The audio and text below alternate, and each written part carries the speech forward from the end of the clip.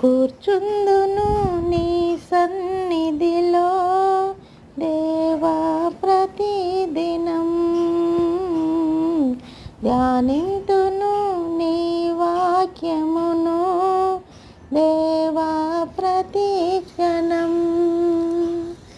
నిరంతరము నీ నామమునే గానము చేసెదను, ప్రతి క్షణం నీ సన్నిధిని అనుభవించెదను. కూర్చుందును నీ సన్నిధిలో దేవా ప్రతిదినం,